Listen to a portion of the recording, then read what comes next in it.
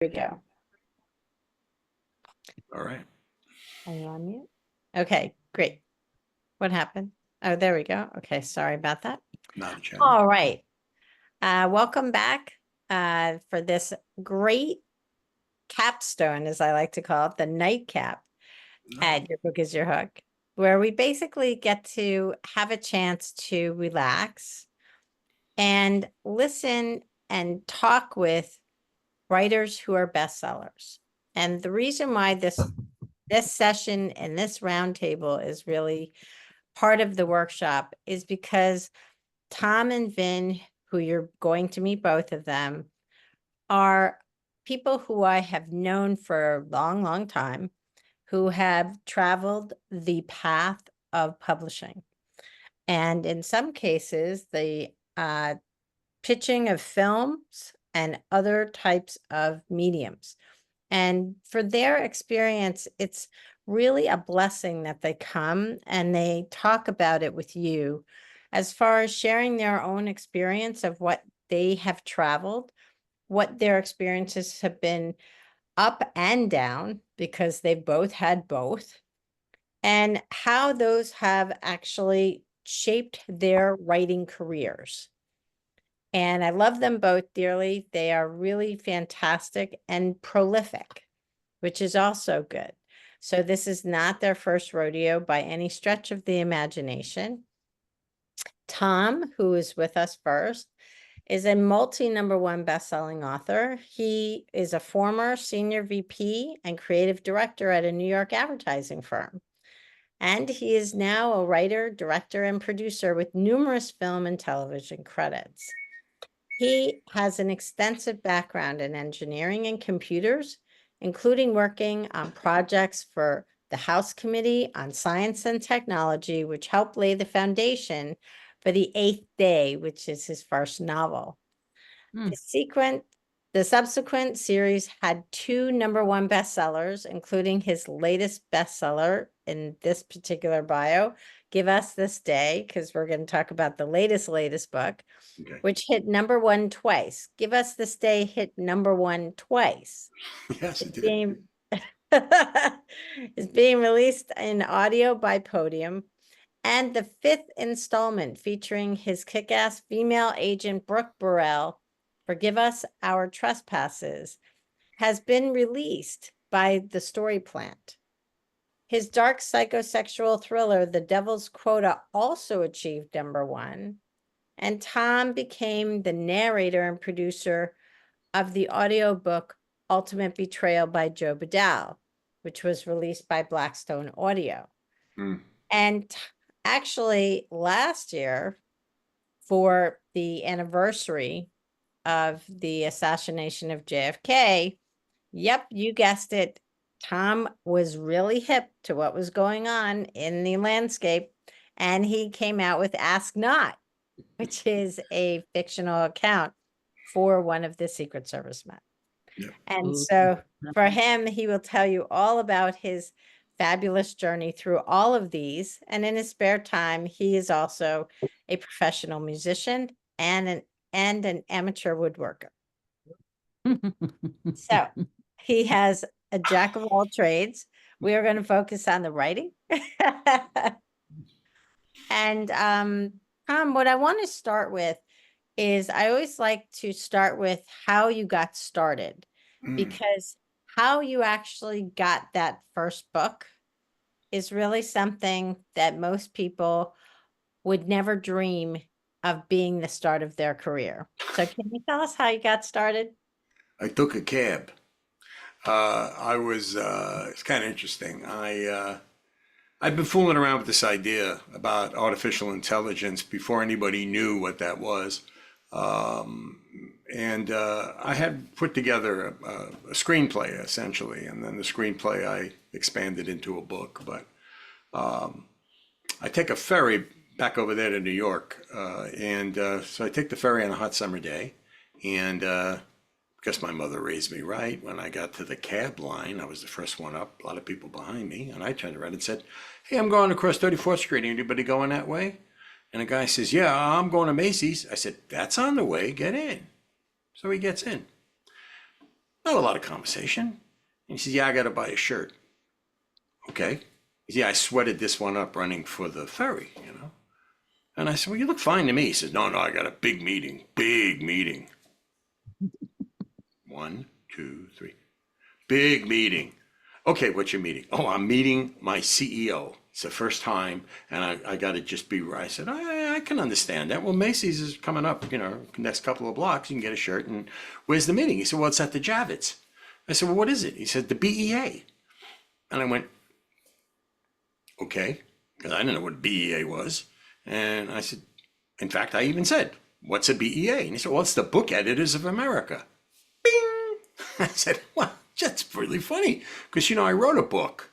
You know, I got a manuscript and I had an agent for like 10 minutes and the agent's idea of pushing my book was that he taped it to a turtle and had it walk down the center of Park Avenue and nobody responded, so nothing happened. He said, what's your book about? I said, well, it's about artificial intelligence, but it's about this guy who's he's trying to outthink the bad guys. And I do like a little thing. We got one more block to Macy's. And he says, he gets out of the cab and he goes, send me your book. And I went, why? And he says, I work for Borders and we're starting to publish our own books. So I took the card and I went to my office and sent him an email, sent him the PDF. 2 weeks later, my secretary, I was a vice president, blah, blah, blah. My secretary goes, is it Thomas Connor on the phone? Like, who's that? I'm sorry, Dwyer, Tom Dwyer. Tom Connor is a great trumpet player I play with. Where's he from? Borders. Oh, yeah. Pick up the phone. He goes, hi, we met in a cab. I said, yeah, how'd it go with your boys? He says, look, forget that. We want to publish a book. I went, hold on, wait, just stop. Say that again. He said, we want to publish a book. I said, good, I just wanted to hear that twice, you know. So they picked up my book and they made it the second book they ever published. The first was Slip and Fall. And the third was a news kind of compendium with a guy named Aldridge or something. So I was number 2. And I went through the process with them. You know, they were from a small, well, they had what they called an imprint, State Street Press, which was their imprint. But I had Borders behind me. It was a big deal, right?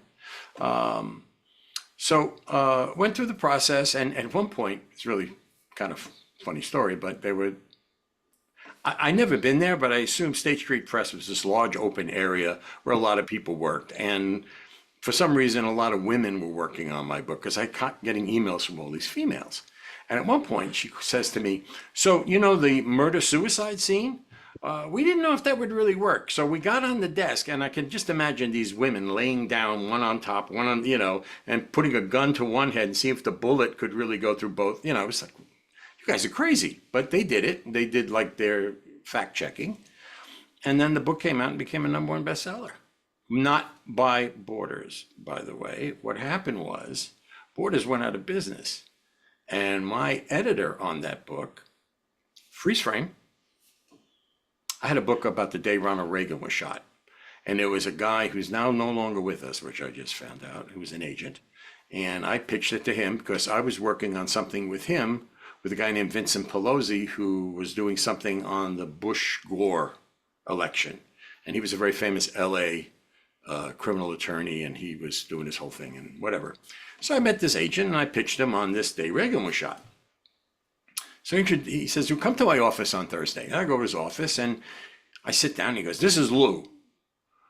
You give Lou $30,000 because you can't write a book.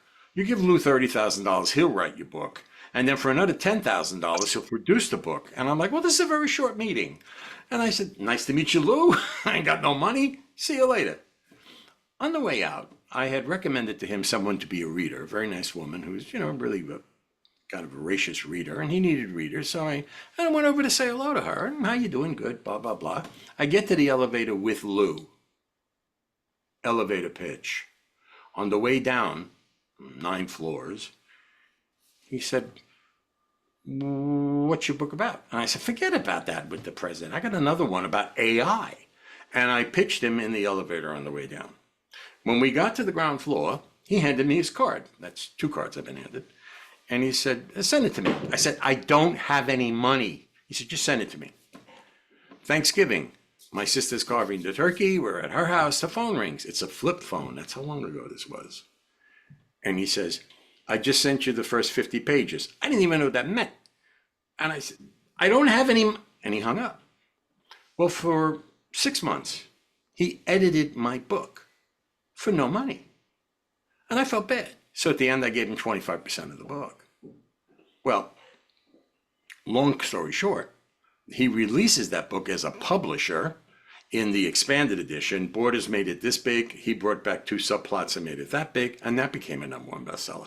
So it kind of double hit. And then he became my publisher. And we did 8 books together. Great guy. His name is Lou Aronica. And he did something that I'm a writer, director, producer with more of the director, you know. And what they taught me, what a guy actually who worked with the Actors Studio taught me, was never tell anybody what to do. Compel them. And you compel by a whole bunch of different methodologies. Rather than just telling somebody, you compel them to do something. And when you do that, it becomes their idea. And being their idea, they never forget it. So Thursday night on the stage, when they've done it 10 times, they know exactly what the reading is, what the tone is. Of course, it's their idea. Forget you compel them into that idea. Witches also have this theory, but I found that out, that they compel people to do stuff when they do a spell. Spell, compel. Anyway, he compelled me to write a better book. He never told me what to write. He just compelled me. And I appreciated that beyond words. And I use it in my life now, and in practically every situation, except trying to get out of a speeding ticket. So he had this magic touch, and he still does. And we collaborated beautifully together. And there are times I sit on his knee, metaphorically, while he teaches me more of the things I forgot and the things he'll never forget, you know.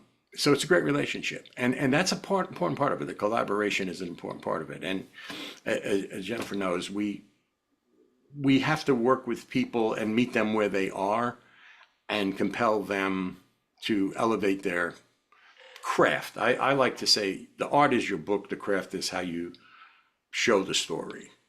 So it's about the craft. And if you can get collaboration with somebody who's not picking apart your art so much as they're enhancing your craft and giving you skill and giving you an eye to see things that you can ward off before it gets too critical. For example, I'm out there as a book coach, okay? I get a manuscript, I look at it, and I can see things. One of the favorite things I see are word knots. What's a word knot? I don't know, but to me, it's like the words are just so jammed together and so tight, and it's like the writer just wanted to get through this. And you have to relax that. And when you relax it, you find beats. When you find beats, you got a reader, because beats keep people on the page, okay? And there are other things I've found like that. And a lot of it comes from being compelled and not yelled at, okay? So I'm a product of that. And it's all because I guess I fell into this. I'm the accidental author. In fact, most of my stuff goes out as the accidental author. Why would you say that? I was categorized as functionally illiterate in school. Really, they told my mother that. She didn't know what that meant, but she just nodded, you know. But I was functionally illiterate. What that meant was I didn't read their books. I read my books. What were your books, Tom? Engineering, Boy's First Book of Radio, Elements of Radio, Flex Guides and Microwaves, stuff I was interested in, not Great Expectations or whatever the hell they were trying to get us to read, which I had to read because there was a test at the end of the year, but I never went for it, you know, and I hated compositions. I hated writing. I still hate writing. I love authoring, kind of hate writing, but writing is a small part of the authoring process. And it's amazing how small at times, because author is more like the executive producer. Film is written, but it goes nowhere without a writer, director, without a producer, a director, all the people that are involved. When you're an author, or auteur, to borrow from the French New Wave, when you're the auteur, you're in charge of all those things. Many of the manuscripts I find are just written. They're not authored. There's no perspective above the actual word falling into word, falling into word. Beautifully creatively written. You can get an A from a writing teacher, but as a book, it doesn't hold. And one of my axiom is the book has to hold the reader so they continue holding the book. And that is a whole series of craft things that once you're aware of them, sometimes you can see it in your own work. Not all the time, which is thank God for Jennifer and people like her, who can look at a book like that and say, you missed it here, here you're good, here you got too much, move some of that over here, whatever. The point is, once you're aware of these things, your writing has more of a chance at being published. And that's really where I live. I live as a book coach, making a more publishable manuscript. I'm not saying you're going to get published. I can't make that claim because as you're probably learning, there's a million steps along the way. No one gets there the way I got there. No one. And no one gets there the way she got there, or 10 other authors, or any author on the bookshelf. It's all the fingerprint. There's no line, there's no place to go to sign up for. It's crazy that it happens at all, yet it does. But I think everyone's experience is unique. One of the things Jennifer got me into the international thriller writers. I mean, I owe a lot to her, you know. But she said, "You're going to join this organization?" I said, "I am." And she said, "Yeah, it's okay." So I show up at this place, and it's, my God, I mean, there's names there. I mean, there was Nelson DeMille, and there was Anne Rice, and there was, the guy who wrote, I mean, amazing, okay? I can't even remember all the names, but I'm telling you, it was the pantheon of incredible authors. And I'm there with them, walking through the hall, talking like we're on the same level. And the beauty of the ITW was everyone was at the same level because we all face the same thing. We all face a blank page. I don't care who you are. You face a blank page and all the questions come pouring in, along with the cautions or fears or nausea or excitement, depending on how you approach it. But we all have the same experience. We sit alone, we put squiggly lines on a piece of paper, and we hope somewhere down the line some human is going to get an emotional reaction from those squiggly lines. And if we do our job right, they will, okay? That's the challenge of authoring, okay? Now, so I'm at this thing, and I'm like being blown away by all these people. And I get this sense that it's doable, but they have classes there. So I take classes. I take classes with like Steve Berry and people like that. And the guy who wrote the book, I can't remember his name, but it was great. You're thinking of Lee Childs? Is that who you're talking Oh, about? Lee. Well, Lee and I They're used Lee also- once as my beard getting into I was invited to the Mystery Writers of America to go for the first time by an agent who said, "You going to MWA tonight?" And I went, MWA? And she said, "You should go. Just say my name at the door." Well, I forgot her name. So I'm walking up these steps and there's Lee. And I know Lee, so I walk, "Hey, Lee, how you doing?" And I'm talking to him like we're friends from the old neighborhood, and he's being nice to me. But nobody challenges Lee because he's like one of the biggest authors on the planet, and that's Jack Reacher, on and on and on. And so I just walk in with them and they let me in. They didn't ask me for money or anything else. I felt so bad I went back and I paid once I was in, right? But it was kind of fun. So I used him as a beard once. And also Baldacci was there, at the ITW. And he was somebody that, I thought close. I was told to follow him and the way he writes. And I took some pieces from that, when people give me advice. The point is, you don't know how anybody's going to respond to your book. You'd like to think it's positive. Beta readers are very important. Not people who like you. People who could take or leave you are best beta readers. Because anybody who likes you will say, "Wow, you finished the book. That's great. I saw the whole thing and it got to the end. That's wonderful. Oh my God, you're great." Tell me what didn't work. You're never going to get that from real close friends because they don't want to hurt your feelings. But if you get someone who's, either serious about writing or you pay somebody, or you have people that know the responsibility that you're asking them to do to spend 10, 14 hours with your book and go. I just was on the phone today with a lady in California who I met at Congress, okay? I mean, at a big rally at Congress. And she said, "I'd love to look at one of your books sometime." So I made her a beta reader. I was just on the phone with her today. And She said, so the flowers were for Maris? You just gave me that one text. Like, wow, the flowers were for Maris. Now, that means nothing to you, obviously. But to me, it was like, oh, crap, there's a problem. There's a problem with my book.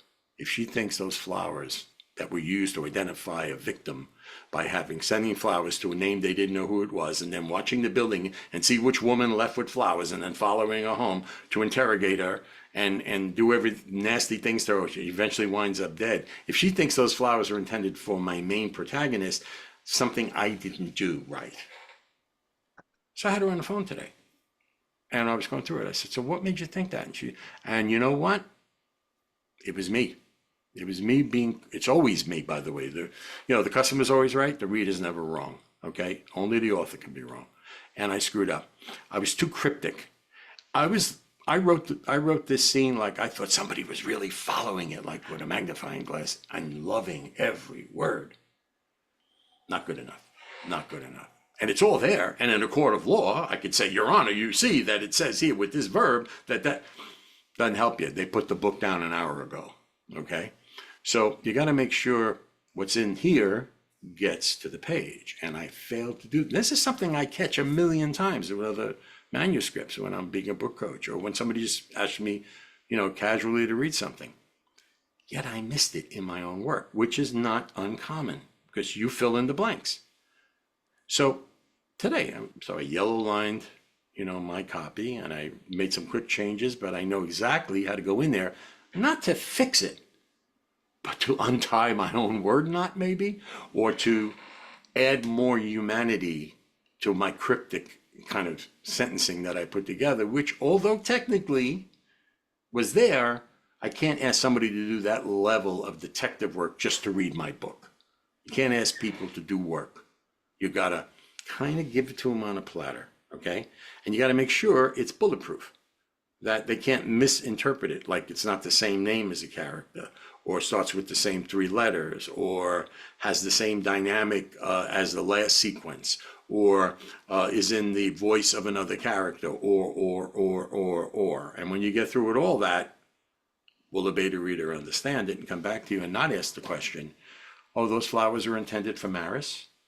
Which, as innocent as it sounds, was an alarm bell to me. And I would have never found that if she didn't read the book. And she read the book casually, which is the best. She wasn't looking for anything, and she thought she discovered something. God bless. That's fantastic, because that's the way most people read commercial fiction, and that's all I'm talking about. I'm only talking about commercial fiction. I'm not talking about nonfiction or a memoir or an essay or anything like that. It's purely commercial fiction, which means they elect to read your book. They buy it, they click on it because they want to be entertained. And entertainment, it doesn't come with you doing work. Entertainment comes from it coming to you, it being delivered to you. And I failed, in that one little character beat note that brought her a little out. Mm-hmm. Interestingly enough, when the woman answers the door and my Navy lieutenant female introduces herself as the woman across the hall's niece, she says, really? You're her niece? And she didn't pick up on what that was. Now, there were 4 clues to something about this Navy lieutenant that's different than the way I wrote her. And it will come very much apparent 5 chapters later. So I just asked her casually. I said, when she said, really, you're her niece, what did you think? And she said, well, she knows the woman for a long time and she never heard her name before. And I said, that's good. It's not what it is. It's something totally different. And hopefully when she gets there, she's going to go, whoa, hopefully. Okay. We'll see. Now, based on the way she's been casually reading, it could be next week before I find that out when she hits that little point. But I'm interested in that. I'm interested in that because that's the way I constructed the book. That there's always something happening. And there's always something you thought you knew or you think you know, and then all of a sudden something comes and either amplifies that, clarifies that, or takes you in another direction. That's what keeps people reading. So that helps also with the screenplays, because that having that extra set of eyes is really something that can point out scenes that are problems. Funny you mentioned screenplay. 3 of my #1 bestsellers were first screenplays. And my training, my experience is mostly with screenplays. Why? Because I'm a director. So what did I learn about screenplays that applies to writing books? And again, 3 of my books were screenplays first that I made into books. This last one, Ask Not, was a screenplay. And I had, back in the day, I think I had who was it? Lorraine Bracco and James Olmos playing in the movie, the script for this, okay? Eddie James Olmos. And I had him on the phone. It was great. We had a wonderful time. I was really happy about it. I got somebody to give me $1 million to make the film. I needed 2 million more. That kind of went left, so the film never got made. So when the publisher said, well, what do you want to do next? I said, I got this story about Kennedy, the 60th anniversary was coming up. It was a screenplay.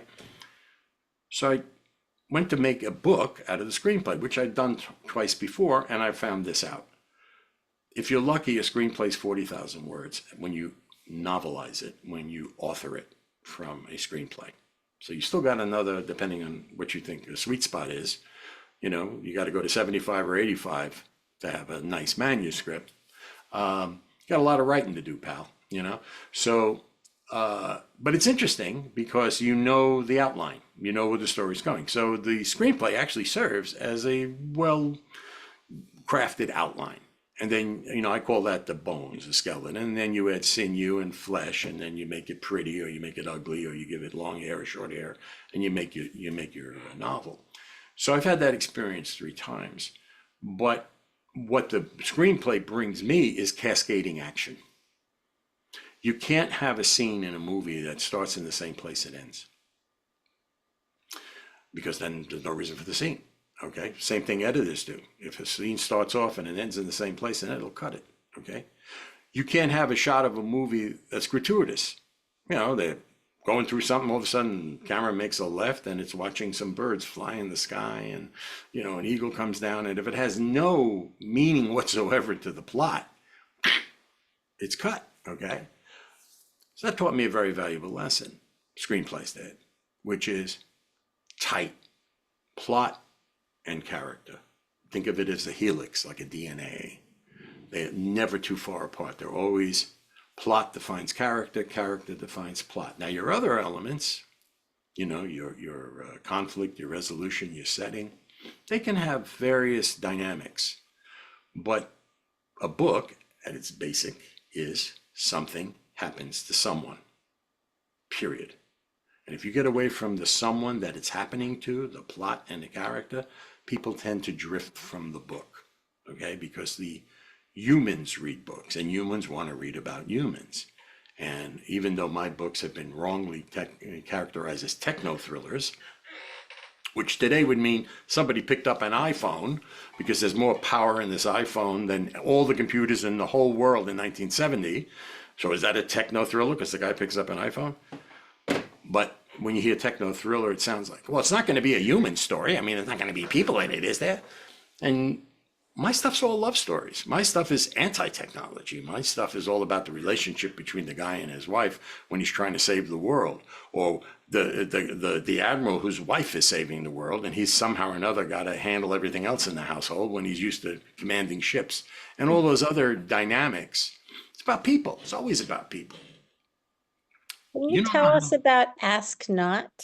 Sure. I know you're going to run out of time, and I want to have time for you to talk about that, because I want you to. Did you talk to my doctor? What do you mean I'm running out of time? No, I want to make sure that I want to talk about how you came up with the idea for that book, so that you can show people how you looked at the landscape and decided to do it. Okay. The premise behind Ask Not is assassination fascination. For 60 years, we've been fascinated with the Kennedy assassination, mostly because of the lack of anything anybody can point to as a smoking gun, so to speak. There are people who believe the Warren Commission and people who don't. There are people who believe it was the grassy knoll. There are people who don't. There are people who believe there was a guy in a sewer. There are people who believe it was a Secret Service agent who mishandled a gun. There are people who believe it was the mob. There are people who believe it was Castro. There are people who believe it was Jackie herself. There were people who believe it was Jackie's uncle. Okay, on and on and on and on. You can go on forever. It doesn't matter. Because of Hey, that. Tommy. How you doing, buddy? I'm well, buddy. Good. Because of that, there's a lot of stuff going on about the Kennedy assassination. Here comes the 60th anniversary. So I decided, what if you put a murder mystery in the middle of all this? And that's what I did. So Ask Not is a murder mystery set against the background of assassination fascination. So while all this is going on, this guy's trying to figure out who killed his brother and why his brother was killed. We find out his brother was killed because he got a hold of a piece of evidence from the Kennedy assassination. Oh, God. Then the guy who's trying to figure out his brother's death winds up with it himself, and he becomes the target. So it's a kind of evolving threat increase while this guy's just stumbling through. Meanwhile, he's banging into people who are talking about magic bullets and missing brains and all this other stuff. He doesn't care about that. As far as he's concerned, it was Oswald and the thing with the gun, and that was it. He doesn't care. All of a sudden, he's starting to get like, that's interesting. Well, what about my brother? So it's that kind of pull and tug. And I get to play with assassination fascination as the backdrop. And the front is, and I'm not going to say more of a traditional murder mystery or murder thriller, because it's got some real crazy stuff in there. But it is a book about a murder, a contemporaneous murder that happens with the backdrop of the Kennedy assassination. And it's on it takes place on the 30th anniversary. And I wrote the book for the 60th, but I go back 30 years, and that's the time span of the book, because it's more interesting back then than it is today. Because today this ruins everything, okay? You don't need to write 20 pages. He Googled it and got the answer. Okay, what do we do for the rest of the book? But in those days, they actually look at the phone book, make a phone call, talk to somebody, go across the street, miss the answering machine. Life had a lot more texture back then, and it was more open to the universe. So I felt that was the place. Now, many of my books are contemporary, and people do use cell phones. But in this book, I had a lot of fun with going back to, like, for example, the getting a ticket at an airline counter is a paper ticket. It's like, when's the last time anybody had you might get a boarding pass, but the ticket itself, multiple layers, carbon copy, yada, yada, that kind of fun, bringing people back to that, especially if anybody cares about the Kennedy assassination. My guess was they're 30 plus, 40 plus at least, so that'll register with them, So I had a lot of fun with that. The other thing about the book was I left it in the dust because it's 30 years ago. So it starts off, we think we have the solution. We think we've solved the Kennedy whole thing with the stuff. And then it all goes back to dust, because otherwise I'm saying it was solved 30 years ago and it's still not solved today.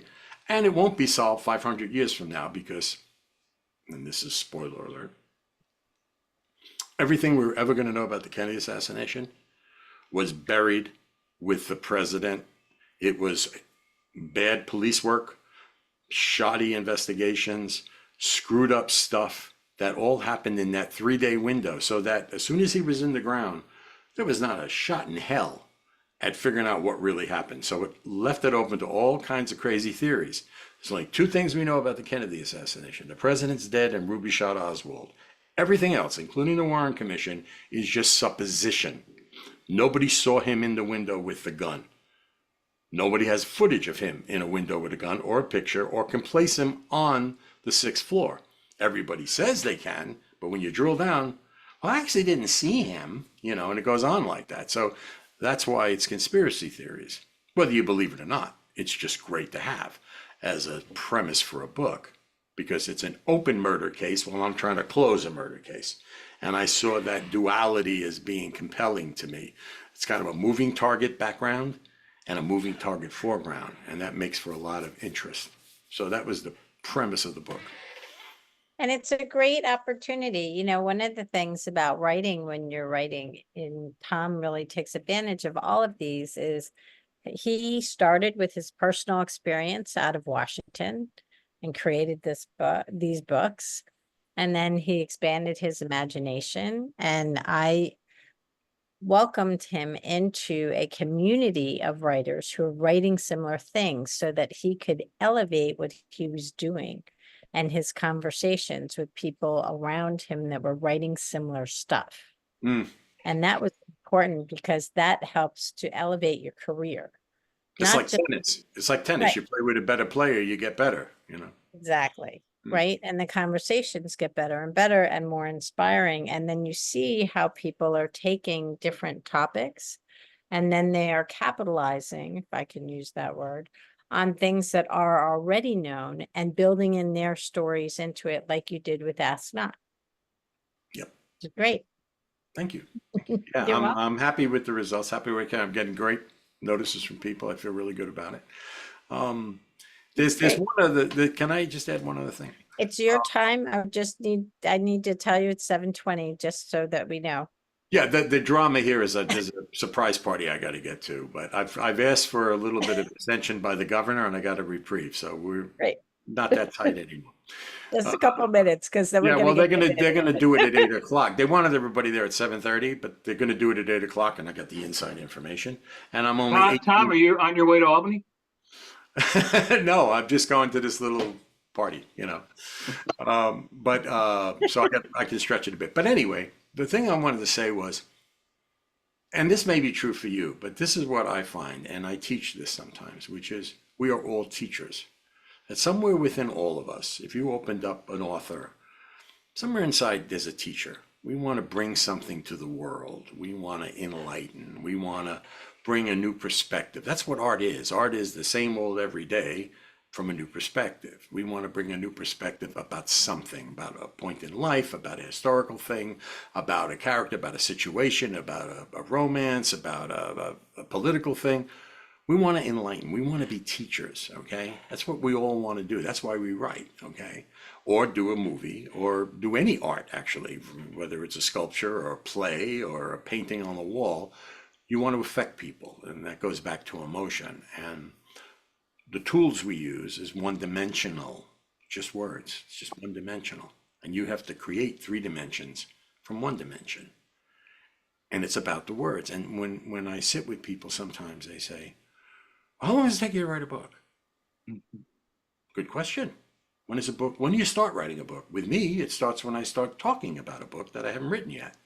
I talk about characters, I talk about situations, I play what ifs. Sometimes I'm talking to myself, which is crazy. And sometimes I'm talking to people who don't care, and sometimes people who do care.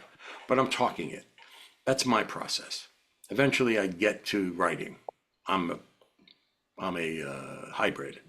I start a pantster, I finish an outliner. Somewhere along the way, I lose my track and I say, what the hell was his name? And where did this go? And why did I do that? And can I connect those things together? And then I go to outline. And that's the way it works for me. That's my process, doesn't have to be yours. But I think we all want the result. When someone puts a book down, we want 2 things to happen. One, they feel satisfied. That's a big one.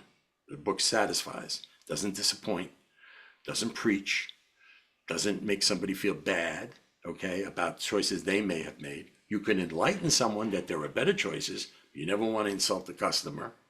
And the second thing you want people to think when they put the book down is, I want to read another one of this guy's books, okay? Those 2 things are success for the next book. And I focus on that now, and I share that with you only because if somebody would have told me that a long time ago, who knows, maybe I would have started writing before I was 35 years old, okay? So I'm just sharing that because I think that's the good takeaway to have as we get closer to surprise, which I got to run to. But I got 5 more minutes. Good advice. Good advice. So Good. while I Good. have you, I'm going to roundtable with you and Vin for a second, and then we'll get sort of some final comments from you and focus on Vin. Good. Two of you are Great job. members of International Thriller Writers, but you both have had experience with multiple mediums. And so I'm curious about your storytelling. How does your storytelling change from one medium to another? From books to film, from film to books, from series that you have, like Vin, you have several series, you've got characters that continue on and on and on.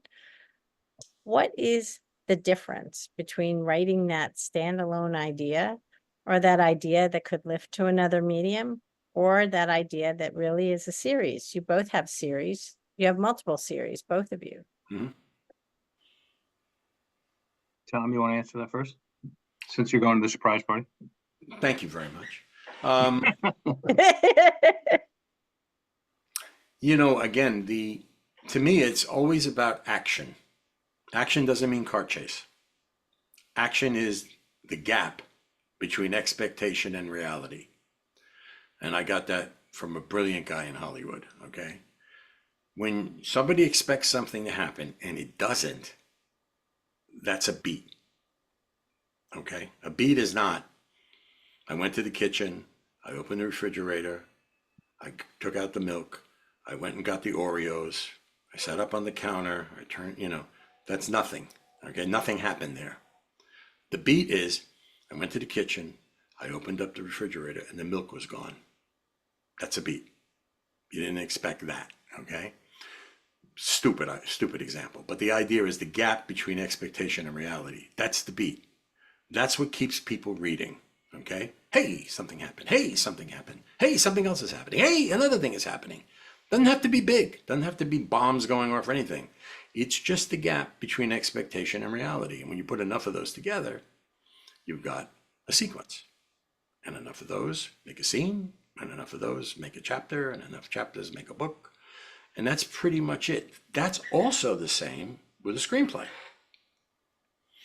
The only caveat I have, and apologies to everyone here, when I teach, I take apart storytelling.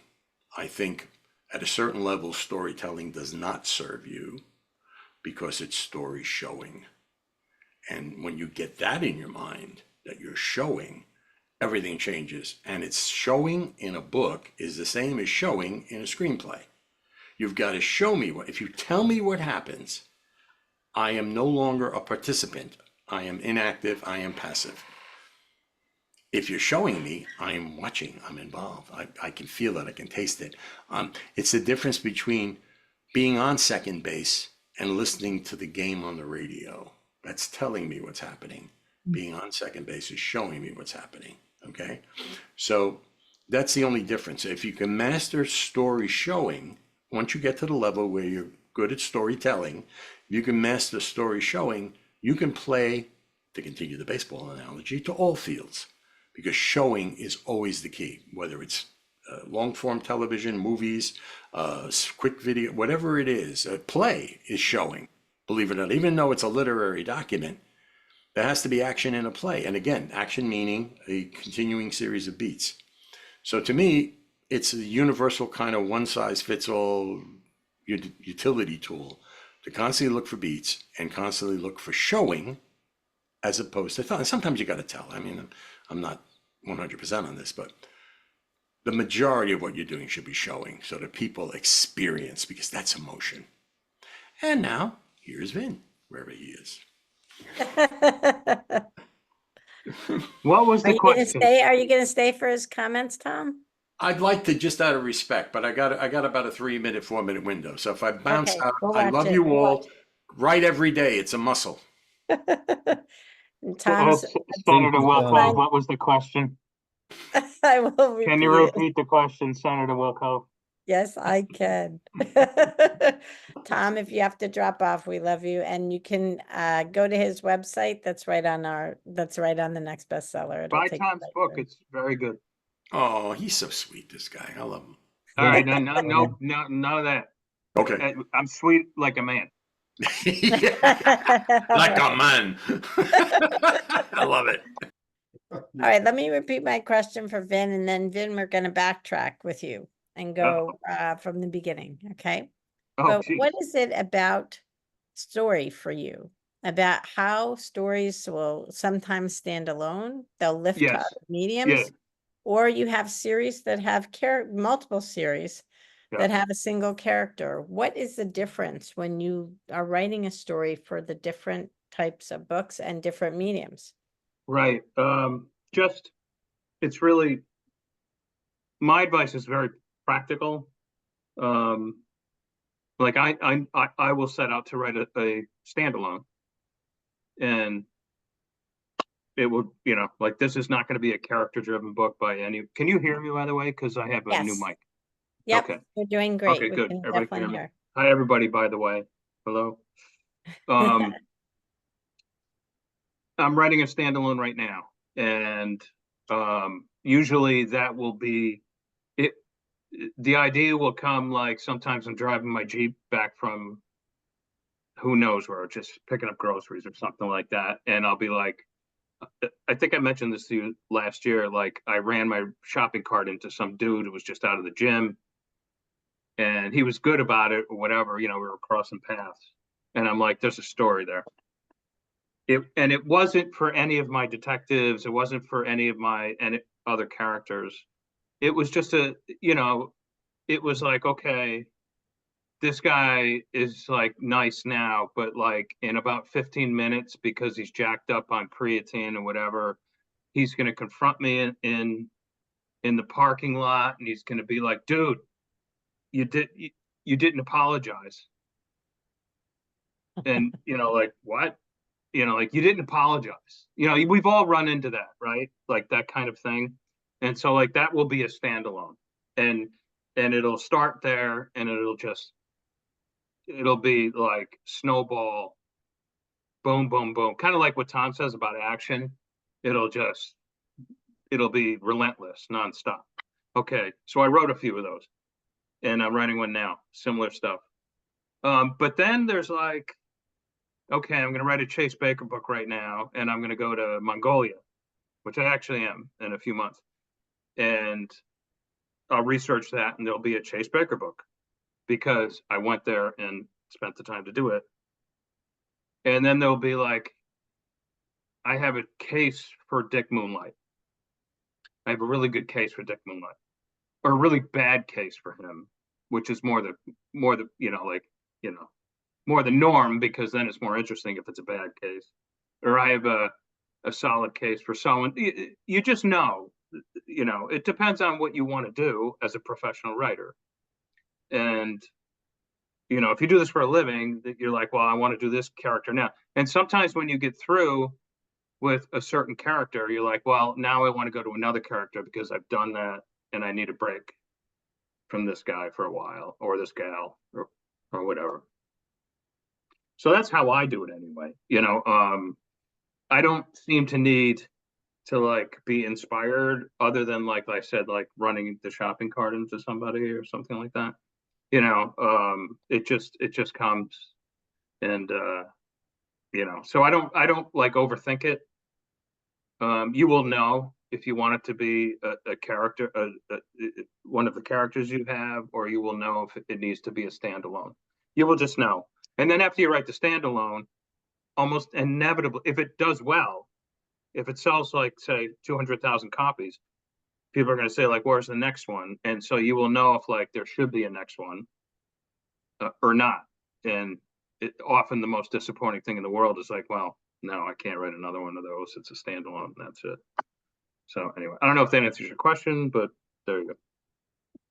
I think And Tom, just to answer, Tom, Yeah, I babe. don't know if you're like channeling after me or what, but I just wrote a scene where dude wakes up with his hangover, opens the refrigerator, and there's no fucking milk.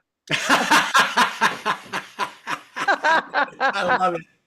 Yeah, I kind of got that sense. I don't know if you're like sneaking into my apartment or what you're doing, but it's exactly that. And No, I've right. been reading your manuscript because the last time we were on together, I logged because into it's your on the computer. cloud. Yeah, Right. But that is like exactly right. What the advice he just told you is exactly right. if somebody goes in the fridge and there's milk there and they pour it in their coffee, it's boring. But if somebody goes in there, they got a hangover and they want a cup of coffee and there's no milk there and they're like, oh shit. Yeah. Instead, they throw a little Jameson in it, maybe, or whatever. But that is, Or they go to the supermarket to get milk and they bang into a guy with their shopping cart. all right, there you go. There you go. There you go. Just you know, while you were talking and But that was good. That was uncanny. I was driving the other day, last Sunday, and this beautiful 1940, it must have been a Chrysler, but in perfect condition, right? And I thought to myself, that's the only kind of car you see on a Sunday. And I'm just like you said, I'm driving, I'm saying, book, Sunday car, the Sunday car. This car's been in the family forever, okay? And this kid has these memories of going for a ride in this car, which was an old car even back then, you know, in the 60s and 70s and all that. And now it's led to disrepair since his father has died. So he goes to restore it. And one of the problems is the seat is all bumpy. And when he goes to fix the seat, he finds that the car was used in a bank robbery in 1932 and all the money's in the back seat. But it's not just money, it's silver certificates. For all you kids out there, a silver certificate is a dollar bill that's worth like $30 because it's backed by silver. So the $200,000 in the back of the car is now forget about it, okay? And there's, you know, so that was like the premise was the Sunday car, okay? Just because it passed in front of me. That's what you have to do. You have to constantly see the everyday, the common, and you have to find a new angle on it. Everything can be grist for the mill. Anything can be the point of where it turns. For me, my first book, it's not a computer virus, it's a computer sperm. It's duplicating itself. It's reproducing across the internet. It's AI. It's going to take us all out, okay? It's not a computer virus, it's a sperm. So that inciting incident, that base idea, let it gestate, bring it in, be open to everything in the world. I got to go. Good luck, everybody. Write every day. Thank you, Jennifer, for the opportunity. Vin, let's do another show together. That was great. Yeah. I'll explain it to you later, but I'll be asking you on probably early New Year, if not Christmas time. We'll wear some Christmas hats. I'll mark my calendar. Thanks, Guy. Have a great day, everybody. I'll be in touch. Love you. Have a great party. Thank you. Thank you very much. Bye-bye. Bye, hon. All right, Vin. Let me tell you who Vin is before we continue forward. Vincent Zandri is the New York Times and USA Today bestselling international thriller writers, thriller and PWA Shamus award-winning author of more than 115 novels and novellas, including who you heard about, the Dick Moonlight PI series, and Chase Baker too.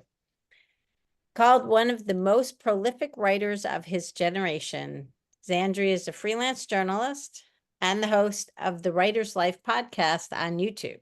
You can look for it there, and I'll put a link in the chat to it. And for a free thriller visit, you can visit his official website at www.vinzandri.com.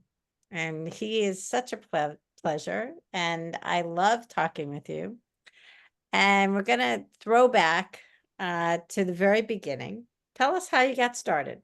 Tell us about how you pitched, what happened, how you got first published. Oh my God. We go through this every year, right? I know. I know. And this is the second year in a row I'm coming to you from the States. Usually I'm away and it's like midnight. It's and like I'm midnight with a glass of wine. completely wasted, and having fun, but I'm still having fun. All right. So I didn't know, I knew I was working for my dad. I was groomed for the construction industry and I was going to inherit a multi-million-dollar construction company. I mean, I did my first, I would say, job for my dad when I was 5 years old and held a tape like this. And so that was what I was going to do. That's what I was expected to do. They sent me to college and stuff, but I majored in beer, basically. But then I got out and I went to, I worked in the field and all that stuff. But then I got out and I went to work in the office and I just hated it because I wasn't traveling. I wasn't just seeing the world and all that sort of stuff. So I started reading the stuff that I love to read, and one of those authors was Hemingway, among others. And I'm like, you know, he was all over the world and all that sort of stuff, as we know. And I'm like, I want to do that. So I had no clue. I didn't do a whole lot of writing in college other than some English stuff I took and whatever. And so I just started from scratch at that point, and took 2 or 3 years, and I got my first job writing sports stories, football stories, covering football stories at the Albany Times-Union. When Harry Rosenfeld of All the President's Men fame was the editor at that time. I was so green. I was a stringer, but I was so green, I didn't know what stringer meant. And it turns out, like, you collect the information and then call it in, and a real writer writes the story. But I was so green that I drove to the plant and wrote my own stories. And I'll never forget writing my first story. I handed it to the editor, and the editor at the time was miserable because he was an old dude, probably older about my age now, and covering the night desk. And he looked at my story, and he said, do you know how many, I'm in Albany right now. And he said, at the time, same thing. And he said, do you know how many stories we cover in East Greenbush? Obviously a football game had occurred out there. And I said, no. And he's like, well, we're an Albany paper, so we're gonna have to change the headline. And he taught me more. Let's put it this way. He taught me more in that 5 minutes than I learned when I went to writing school a few years later, 2 years full time. And I wrote the story with his advice, and it was my first published story. $50, $50 check arrived like 3 days later. And so I did a ton of those, and then I started freelancing for them and all that. And they asked me to work full time. I said, no, I want to be a freelancer like Papa, because that's what he did. And then I started writing for some magazines, New York Newsday, stuff like that. And then I started writing some fiction, and I got some fiction published in some very good literary journals, stuff like that. Enough to create a cache that I was able to get into Vermont College, their MFA program. I did Bread Loaf with Tim O'Brien and stuff like that around the same time. And I was lucky that my creative thesis at Vermont College, I was able to, I took 6 months and rewrote it when I graduated in 97. Yes, in 97. And by 98, I had a 6-figure book deal for it, which sounds very impressive. It was mid 6 figures, actually, to really brag. It sounds really impressive right now. But back in the late 90s, and Jennifer will back me up on this, they were giving out 6-figure book deals like it was Halloween, and they're giving out Snickers bars. They really were. If you were halfway competent and you had what they thought could sell, they were just giving out book, the Bertelsmann brothers were just giving out book deals like crazy. So I just happened to hit it at the right time. But it was also the wrong time because, Jen, how many books did I sell? Like 10,000 or something like that. And, they expected me to sell like hundreds of thousands, and it didn't happen. So I was like sidelined for a few years, and then I picked up again and gotten more big deals and all that sort of stuff and whatever. A lot of movie interest, but I've never had anything produced. Probably because Jennifer didn't work on them for me, and that's where I made my mistake. Wow. So part of what happened at that time, also, just for reference, is that years ago, today, right, you submit electronically. You submit everything electronically. Oh, yeah. Right? You submit manuscripts, query letters, synopsis pages, screenplays, pitch decks. Everything is electronic. Back then, you submitted the entire manuscript in a box, Yes. all printed out, every page. Yes. You sent it to an editor to sort of like this black hole. or an agent. We Yeah. really had no idea who was going to get it and who was going to read it, right, Vin? Yeah. Yeah. And the best example you can see about something like that is in the movie Romancing the Stone, where Kathleen Turner had an editor, Right. right? Remember that? Yep. And she submitted her book in a box to her Yep. editor. Yes. And that was really how the landscape was. Yes. And to Vin's Actually, point, those you those said it. advances were being given out like nothing, $250,000 advances. And times have This very is the much box. changed. There you go. Perfect. This is the box, and it actually has a manuscript in it. This is what you sent out. This is what you did. Yep. And so it's a lot more facile today, It was and dusty. agencies also have. So you heard Kelly mention Query Tracker. Yeah. On the other side, agencies have Query Manager. So that actually allows them to talk electronically to you about the queries that you submit, and you can actually do exactly that. You can track them. Yes. But at that time, you got a big fat advance, right? Right. And then basically, what did you learn from that advance? Don't get divorced when you get to the advance, because I was like, I fell into like, Jennifer knows the story, so that's why she asked me this stuff, because it's very funny. And it is actually, because my ex-wife and I are very good friends now. But at the time, anyway, you go from like, I owe like $50,000 for my writing school, right? I have 2 toddlers at home. I'm 33 years old. I'm only as good as this book. I don't know, everybody is screaming at you because they're like, Jesus, you had this construction business. Like, why couldn't you write on the side, which I hate?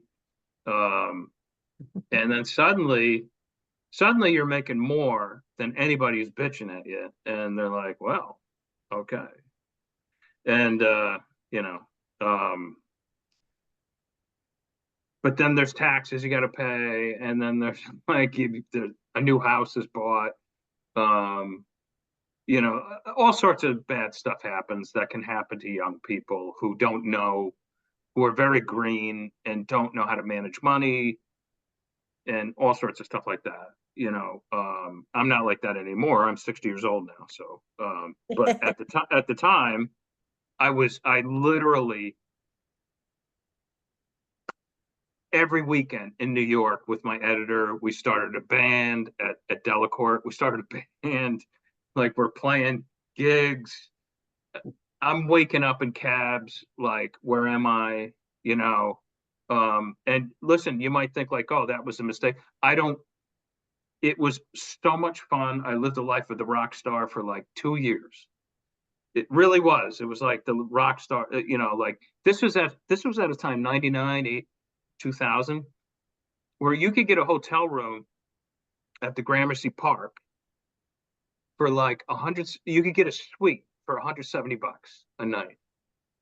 It was so much fun. And like we'd have parties, the room would be filled with agents and authors and editors. It was like, if you ever wanted to live the life of like Truman Capote or any of those guys at that time, that was the end of it. That was literally the end of that era. I mean, you still have a few guys that are sort of hanger-oners to that type of era, what I call legacy 20th century publishing. Maybe Harlan's one of them, whom I love. He's a great guy. There's a few others, but they're sort of dying off. Not Harlan. Harlan's only 3 years older than me, but Still younger, yeah.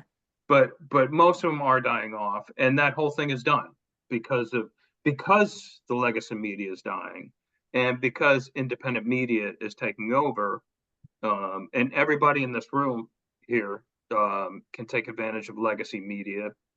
It's up to you, or I mean, of independent media. It's up to you. But it was something that I am so glad and feel so blessed that I got to be a part of. The book didn't the book didn't sell that well, but here's a lesson. Now I'm going to sound like Tom. This was the book that came out at the time. The cover sucks, and they admitted it. So what they did was, I don't know how the other thing. Oh yeah, when the paperback came out, they changed it completely. That spells death for a book. But so this book came out, sold very few copies. This is a great lesson for you guys. Listen to this. About 6 years ago, 6 years later, I got the rights back. It was just around the time, like KDP and stuff like that was coming out. And you could get your rights back fairly easily from a company like Delacorte or one of those. And I happened to luck out and I got 2 books back. And so this book, As Catch Can, they named it As Catch Can. It was originally called The Innocent. And I changed it back to The Innocent because As Catch Can, like when people would say, well, what's your book title? And I would say As Catch Can. And they would say, what? I would say As Catch Can. And they say, okay. And then they would look up on the internet, they would look up Catch as Catch Can. And there was a book called Catch as Catch Can. And it was like about a dog or a cat or something like that. And so they would miss it. So I changed it back to The Innocent, and an upstart small press published it. Jen, you remember this? And it sold 100,000 copies within 4 weeks. Okay. And so I would have like actually made my advance back for this. But anyway, that led to like a major deal with Thomas and Mercer and a few other deals and stuff, like 4 or 5 deals. So what you guys should realize, if you publish a book this year or next year and it doesn't sell a lot of copies, doesn't mean like 5 or 6 years down the road it's not going to sell a gazillion copies and been made into a movie. And let's talk about earning out and that term of what that means as an author and why sometimes a big advance is a great thing and sometimes it's not. Yeah. Yes, Jen brings up a really great point. A great advance is awesome in the short term because you're probably broke, maybe, and you need the money. But from a business perspective, it means the company's behind you and they want to advertise for you, and it probably will get you some immediate Hollywood attention. Although Hollywood right now is becoming even more difficult, unfortunately, with AI and stuff. But that's for another whatever. But it can be one of the worst things that could ever happen to you if you don't come close to earning out. In other words, an advance is a loan.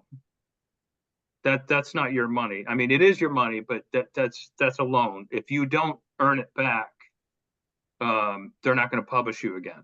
And not only them, but their friends, other publishers are probably not going to publish you either. So it means you could go dry for a while. I went dry for about 4 or 5 years after making all that money, and I had to go back to freelancing and stuff like that. And it was a big lesson. But then I found out later, like almost nobody earns out their advance. But I left a lot of money at the table. But anyway, so after that, I was like, well, okay, I had some big advances, but I was careful not to accept too much because I wanted it to be realistic and like how much can I really sell and earn out. And I got a couple advances where I earned out, and I got a few advances where I didn't. And I also noticed another little trick that a lot of the publishers will play on you. They will give you an advance, and as soon as you're almost there, ready to earn out, boom, they're going to discount your book to about $1.99. And it'll take you 30 years of $1.99 price point to earn out your advance. And the reason they do that is because, listen, if your book takes off like crazy, like it becomes like a Dan Brown book, great, everybody wins, no problem, everybody wins. But don't forget, you're not an author. You're a number on a spreadsheet. This isn't like Norman Mailer or Amy Hempel or any of those guys from the 60s and 70s where you're a human being. You are a number on a spreadsheet. And they will say, well, like, I feel better off if he doesn't earn out his $50,000 advance, because therefore we can take the loss and get the tax benefit from it. So I've had almost knockdown dragouts with a couple of publishers because of that. Not to be like Harlan Ellison, but I was like this close to like sending like rats in the mail to a couple of publishers because of this. And because of this, I've become known in the industry at this point as like a battler. Like, because I won't put up with any of their bullshit because I feel as though they need me more than I need them. So everything's changed. It used to be like, when I started out, you were on your knees. You were on your knees. You were begging for anything that they would give you. But now, you don't want to publish my book? I'll find somebody who will. And I do have one or two publishers where I can just call and just be like, I have a new book. And they'll be like, when do you want us to schedule it? Without reading it. But that comes with age. It comes with experience. It comes with knowing that they know you're not, that you know the game. And they love your writing, and you have a track record of sales. And I think I've sold at this point well over 1.5 million books, which is nothing compared to romance authors. But for a noir author, that's actually pretty good, right? I would say, you know. So it's a game, you know. Now a lot of author, or a lot of publishers now, including some of the majors, are just saying, we're going to give you a contract with a good back end. And there's nothing wrong with that. Actually, that's not a bad idea, because you immediately start off in the red. Even if your cousins and your sisters and your brothers and your significant other buy the book, you're automatically starting off in the black. So it's not a bad way to go. It's up to you. You know, it's how badly you need the money. So a couple of last like thoughts and questions, because I want to talk about the writer's life also. Yeah. You know, one of the things that one of the things I want to talk about is how you do your research. You mentioned that you're leaving for Mongolia, right? For Chase Baker's book. Yeah. Tell us about that, because that really has, your writing career has allowed you the freedom to go all over the world to research your books.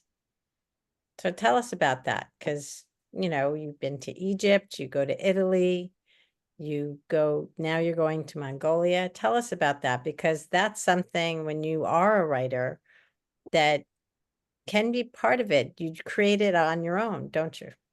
Yeah.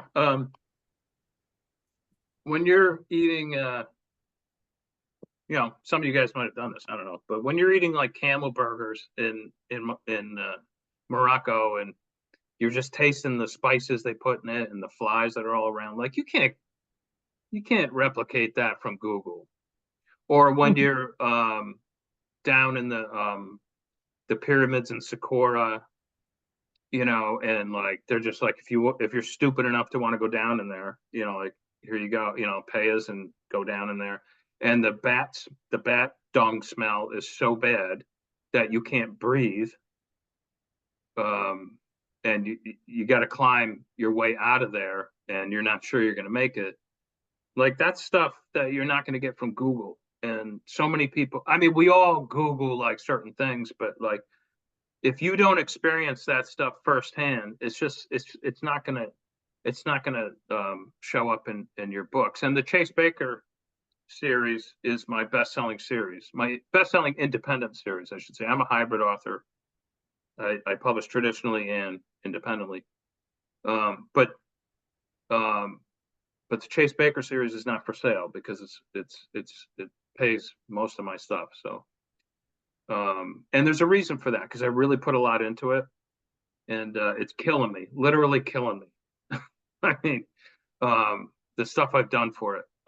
But I just want it to be realistic, and I want people to know that like I pretty much do almost everything Chase Baker does. I'm not as handsome as he is. I'm not as lucky in love as he is. I'm not as famous as he is, but I do pretty much everything he does. Um, and he has his flaws too, of course. And he, like me, he lives part time in Italy and whatever. And I draw off of that, and I can speak about it with authority, in the books. So like you're not reading it and like, well, this guy's bullshitting me. This guy actually, you could tell he did this. So.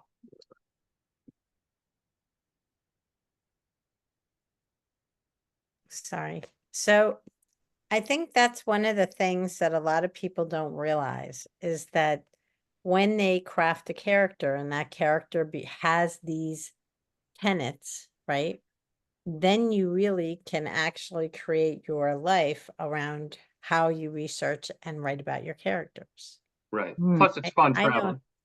Yeah, I know a lot of people that want to travel to the location where their particular book is taking place, and they'll live there for 3 months or something like that, Right. right? So that they can actually do the research and write it surrounded by where their character would be living, walking, eating, breathing, and everything else. Right? Yeah. I mean, There's something to that, right? yeah.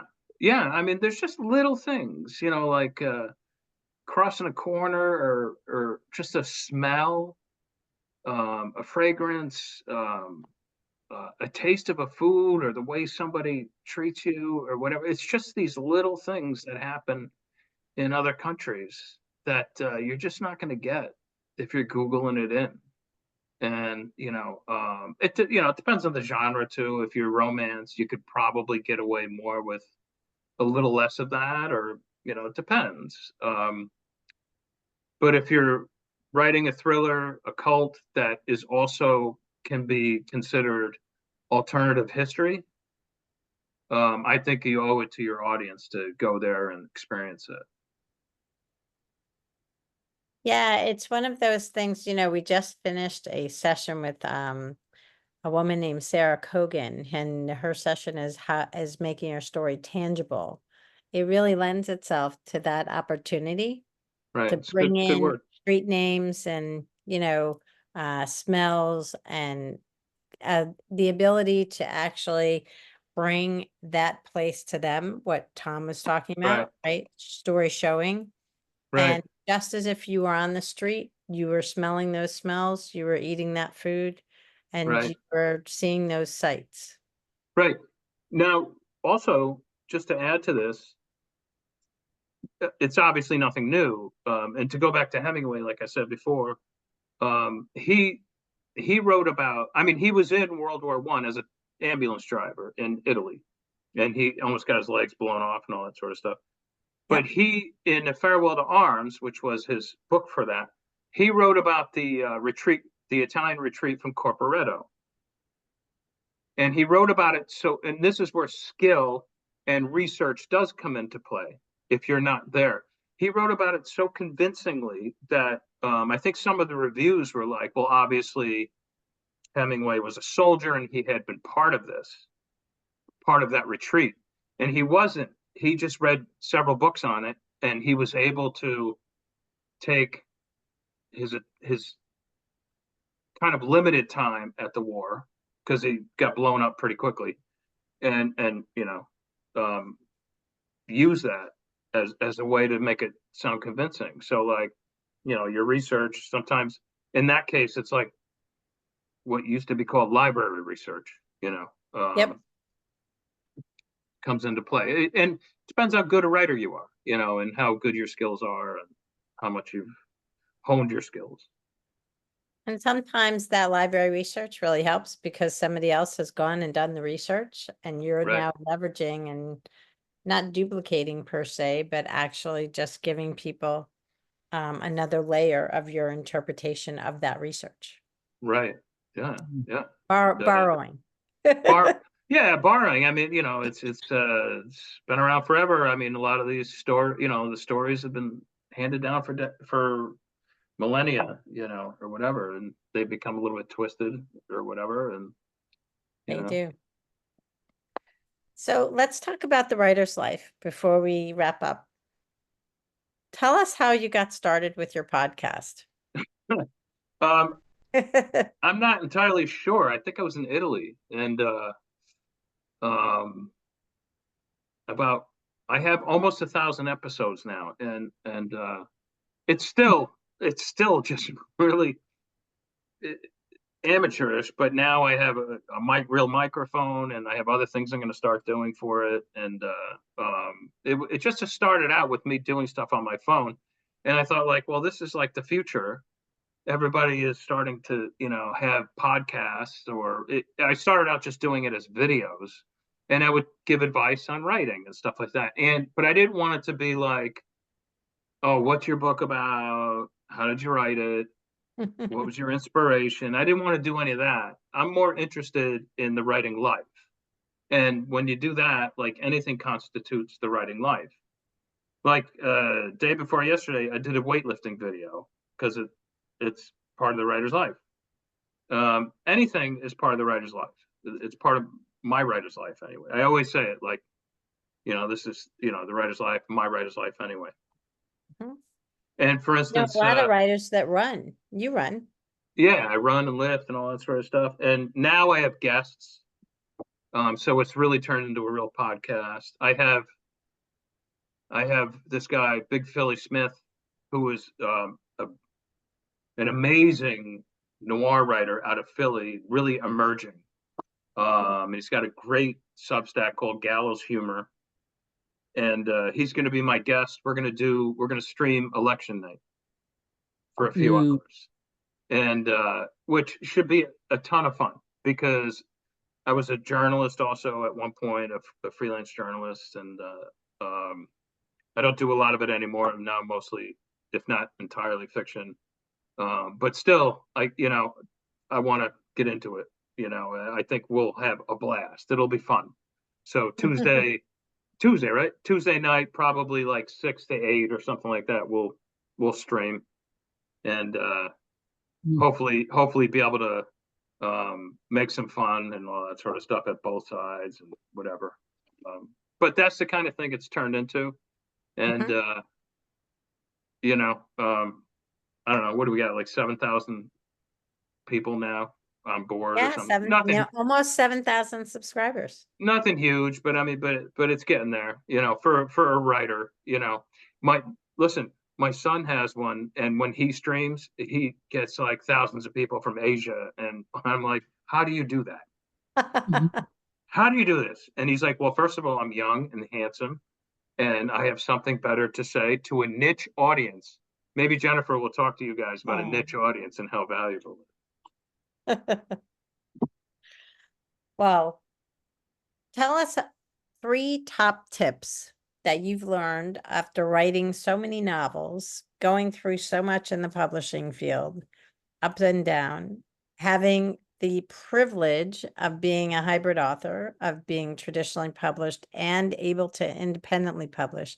3 tips. What would you tell people about the landscape today? I would say,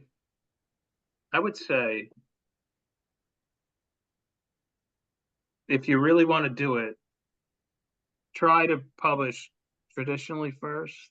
I know a lot of you guys aren't going to like it, but try to hone your skills. Try to get those 10,000 hours in. That sounds like a cliche, but really, really, really write your ass off. No matter what, no matter who gets pissed off at you, if it's a family member, whatever, try to get those 10,000 hours.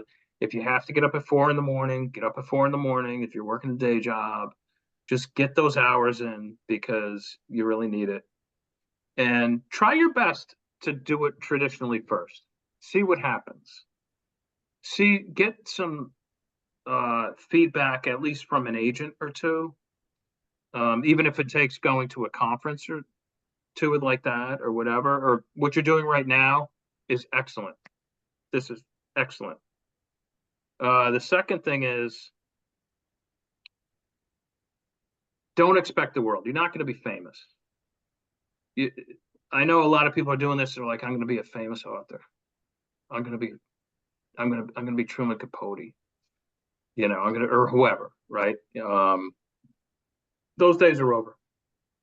Everybody now has their own TV show. Everybody's got can do their own thing. It's like, you don't have to go legacy. You can just do your own thing.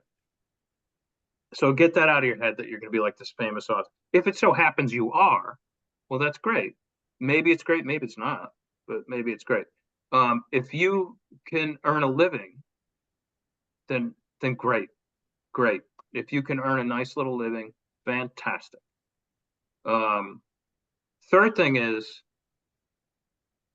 the highs are not so high, and the lows are not so low. And this is a shark tooth business.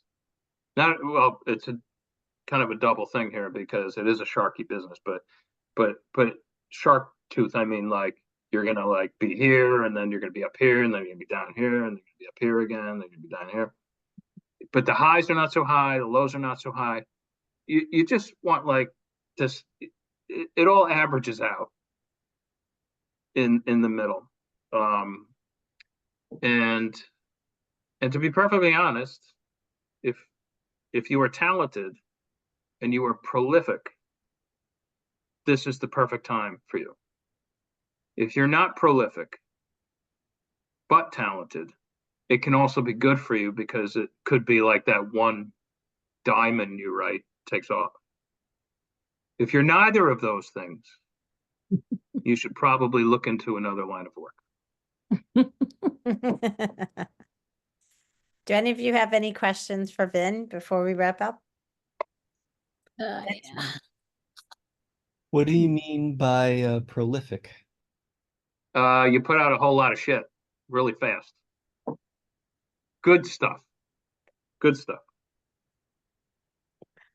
How many books do you write in a month, or how long? First, let me ask the opposite question. How long does it take you to write a book these days? If it's a genre, or rather, if it's one of my detective novels or mystery novels, about 3 weeks. And then I can get like a little novella in there, a couple short stories as well. And that's just because you don't have to set up the characters as much or whatever. Chase Baker book takes about 2 months. A standalone, like I just finished the third in the Rebecca Underhill series. A standalone can take 2 to 3 months, because there's more literary stuff in there that you have to pay attention to or whatever, because you're feeding multiple audiences there. So I'm pretty quick, and basically that's part-time. Like, not that I have another job, but basically I do about 4 sprints a day of about 2 or 3 pages. About 2 or 3 pages, 4 pages sometimes. And sometimes it's a matter of finding what else to do with my day. How many books does that end up being a year? Right now I'm up to about 170 books. Not all of them are published. About 40 of them aren't published yet and need to be edited. And in fact, I sent one of my publishers, Terminal, the one who does all the Moonlights, I sent him the full-length Moonlights. I do the short ones out of my company, Bear Media. But I sent him Terminal Moonlight, and then looking through my list of stuff, I'm like, holy shit, I totally forgot about a full-length Moonlight I wrote last year. Totally forgot about it. And I was like, I called him. I'm like, dude, I got another one. And he's like, oh my God, how do you do that? How do you forget about it? It just, you forget that you wrote a book. Like, because you're always moving on to the next. I don't take any days off unless I'm traveling. Benjamin, that's what prolific is. Yeah, you don't take days off. You enjoy it that much, and you need it. It's like exercise. You need it in your life. And I had lung surgery recently, and I went for my checkup, and the doctor was bragging because my x-ray came back great, and the doctor was bragging. He's like, this guy was writing within hours of his operation. And he was like, but he was bragging like, that's the kind of work I do. That's how good it is. He was able to work, like on his books, like whatever. But it's the truth. Bridget, do you have a That was question for awesome. Ben? Oh, sorry, Benjamin, go ahead. Hi, Did you have Ben. another I- question before we go to Bridget? I just wanted to say thanks, and I can ask after Bridget if that would be okay. Okay, great. Bridget? I'm in sort of the same boat it sounded like you were in, where I had a 6-figure deal with Simon & Schuster on the first book, and then since then it's been crickets, and trying to break back in with the next novel has been much more challenging because it's a very different book than the first one. Right. And part of what I'm wondering about is you talked about taking it to, I think you said, a smaller press Sure. and putting it back out there. What about the hybrids? Do you have any experience with the hybrids or any recommendations for whether that's better or worse than going with like a smaller traditional press with the second What book? my definition of hybrid is you publish traditionally and independently as well. But I'm are you speaking more to talking the about hybrid publishers where you're paying in a certain percentage, but you're getting more like 80 to 90% royalties back. so you you're like giving them 10 money? grand to get it No, published?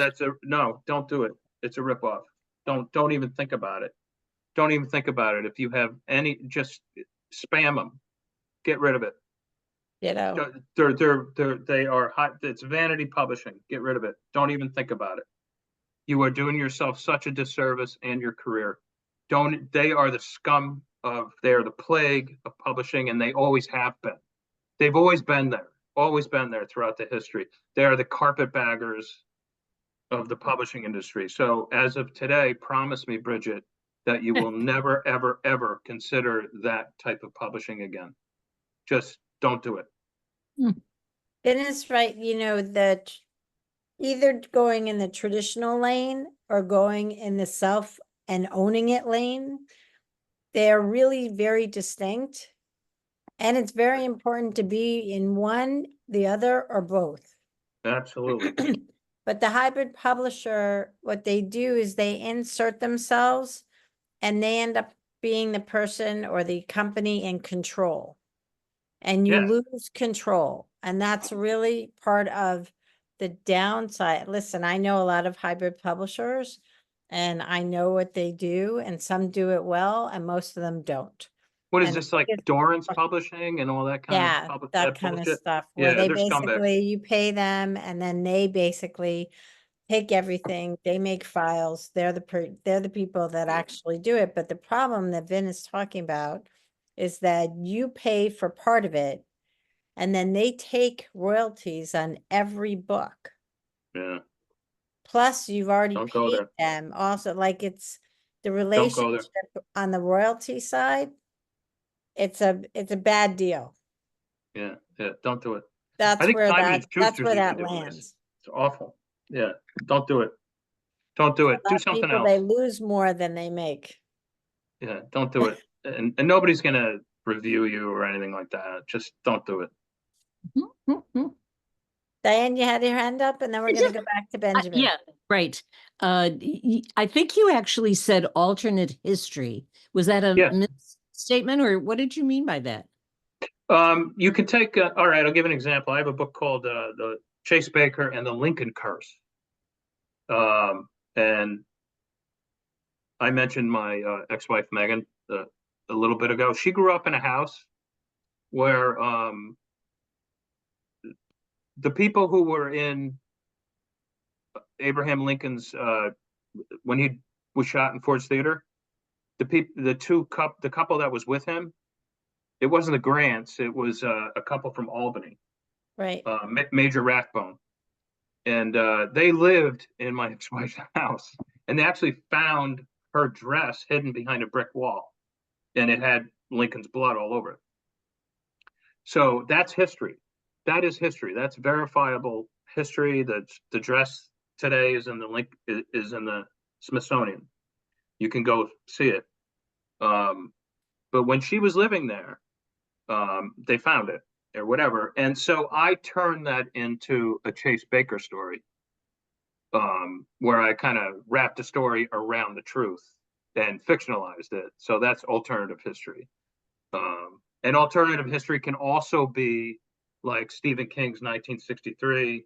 where a real event actually, something happens, like synchronicity, where somehow somebody got waylaid and the shots never happened.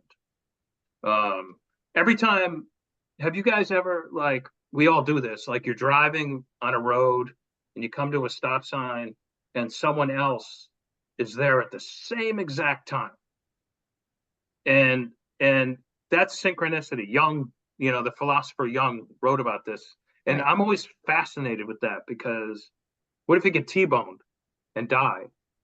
Like maybe if you spend an extra 30 seconds in the shower, or maybe if you just you did something that took you an extra 5 seconds and you wouldn't have gotten T-boned. Like, that's the kind of stuff that just fascinates me. And that's how you come up with alternative history in a way. Blake Crouch is great at writing it. He gets more into the sci-fi of it. He's a good guy, by the way. Very, very happy for him and all his success. But that's alternative history, basically. I love it. I'd actually rather watch alternative history than read it, because I love reading more noir stuff. And vice versa. I don't like watching noir as much as I like reading it. But anyway, that's something else. Thank you. Benjamin.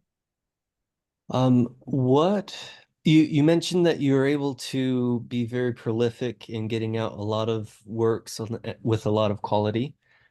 How would you recommend the editing process? Like, what does your editing process look like, and what would you recommend? I'm at the stage, Benjamin, where I write a clean first draft, and that's it. But that's just 30 years, Lucky 25 duck. years full time. Yeah. But when I first started out, like, it was grueling. It would take me a year, like drafts, and that's necessary. I would suggest, once you get to a certain point,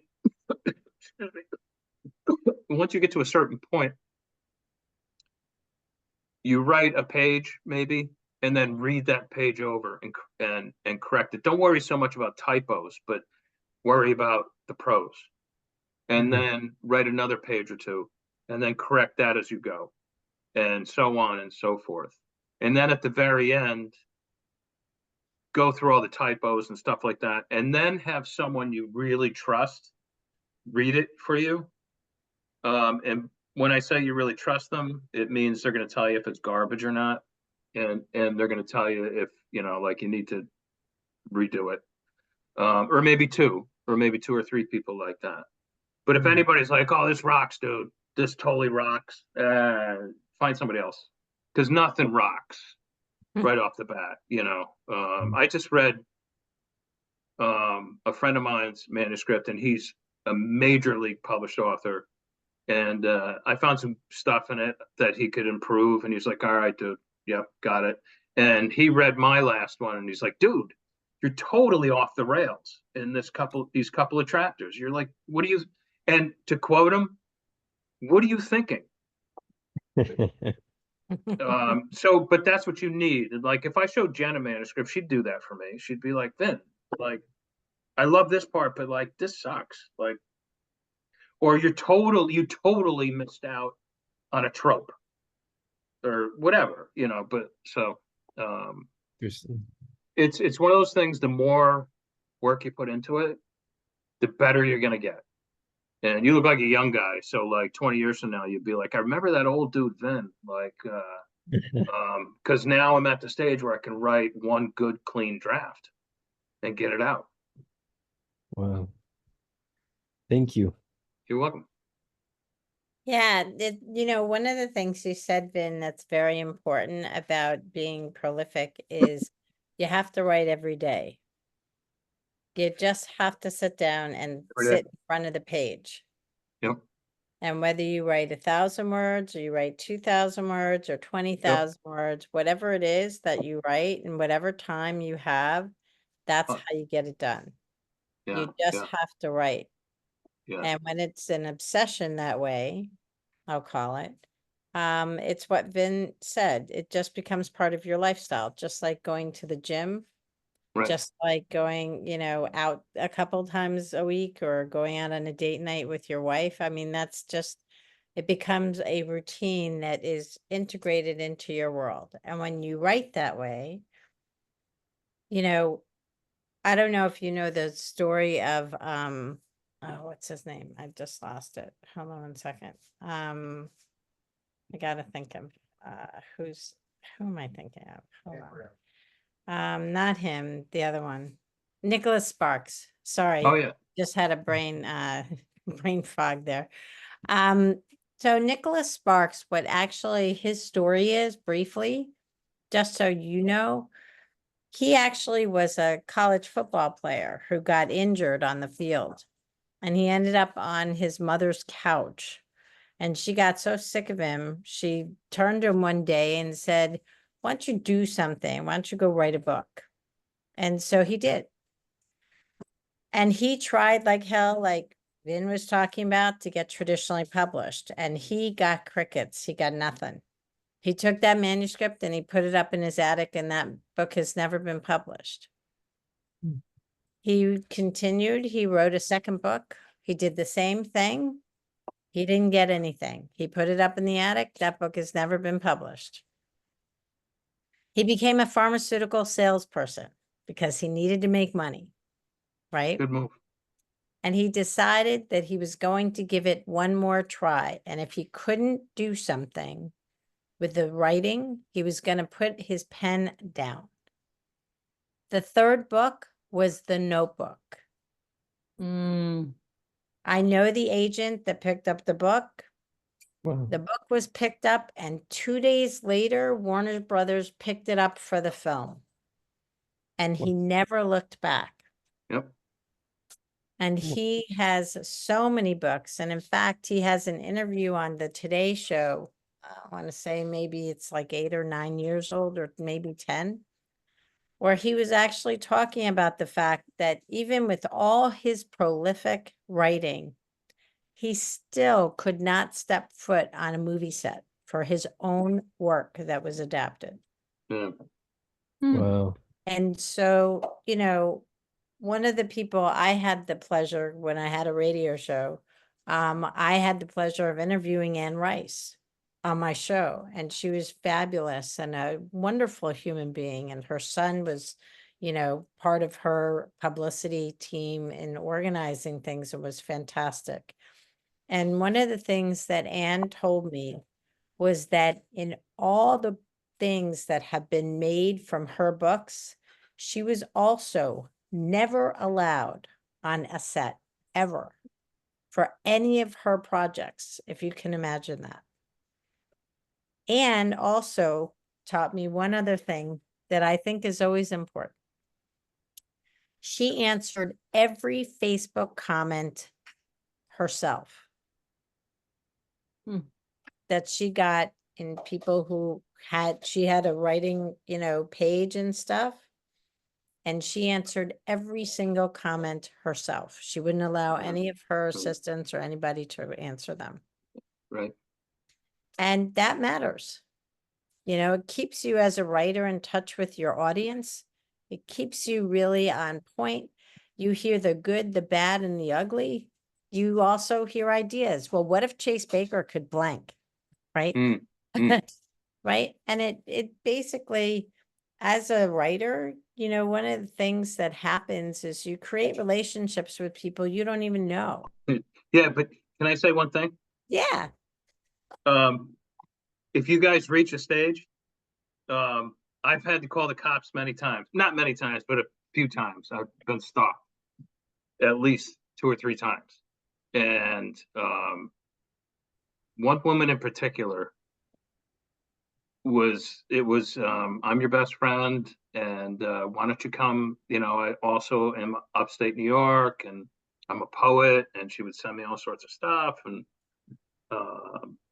this, I'm nice, and I'm like, oh yeah, this is great, and the second like you do or say something like where you're not in agreement with them or whatever, they start getting pissed off and they start threatening you or whatever. And so boom, on the phone with the state police, like immediate. So like stuff like that happens too. So be careful of your private life and really be careful of it.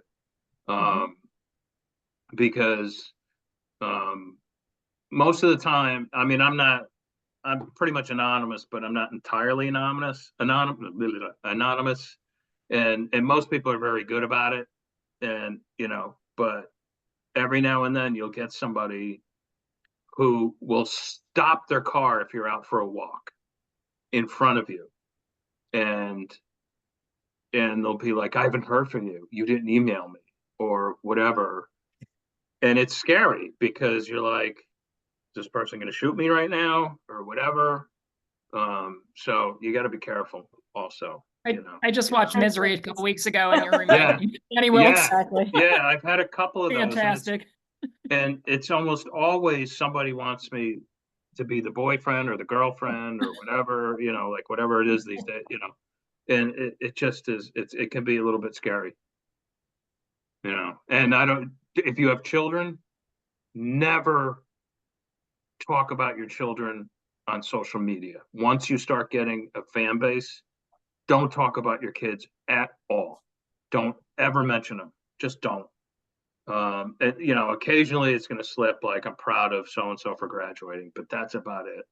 Don't talk about your love interests, nothing. Just keep it to like either Happy Halloween and like, this is my costume, or you know, or oh, by the way, I have a new release or whatever. And, you know, just be smart about it because you're going to be public. You're going to be a public figure, you know, however, whatever that means eventually. Yep. I always advise people who become debut authors and then go on with their careers. You only open the door as wide as you want it to be. Right. And, you know, it's one of those things where sadly in our day and age, it's better for you to be unto yourself. And my example is always Yeah. Billy Crystal. Billy Crystal is someone who you might feel like, you know, like your next door neighbor because he's so great when he's on, but he's very private in his personal life. I'm Yeah. sure none of you could name his wife's name, and I'm sure you probably don't know where he lives. And there's a reason for that, Right. because he doesn't publicize it. He doesn't talk about it. Right. And it doesn't mean that his career is diminished in any way because of that. It's just, you know, you open the door or you open the window as wide as you want somebody to come in. Yeah. And the higher, I've had people do it to me. Sure. Or people come up to me and I'm eating lunch. Because you're way Yeah. more public than a lot of normal authors. You are. I am. You walk down, you know, Lexington, and people are like, there's Jennifer Wilkov. That's not going to happen with me. Maybe it might, but probably not. But with Jennifer, it probably happens every day. You know, and it's, you know, sometimes it's okay. Like I had people who were at the Writer's Digest conference where I was speaking, and they went to lunch, and the next table was Jimmy Fallon and his wife.